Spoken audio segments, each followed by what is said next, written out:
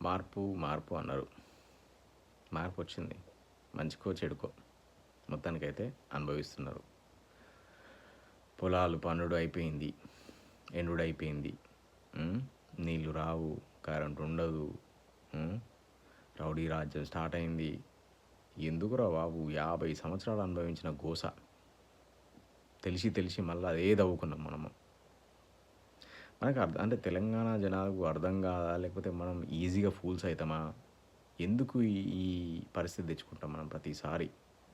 50 సంవత్సరాలు ఆ గోసని ఆ ఘోరాన్ని అనుభవించి కూడా, ఫస్ట్ హ్యాండ్ అనుభవించి కూడా అయినా మళ్ళీ అదే మోసం, అదే దరిద్రం, దానికే మళ్ళీ మనం తీసుకున్న గోతిలో మనమే పడ్డాం. ఏం చేద్దాం, అనుభవించాలి కదా. ఇంకో 4.5 సంవత్సరాలు ఏ దారుణం చూడాలనో, ఎన్ని చూడాలనో, కరెంటు, నీళ్ళు, ఘోరం రా.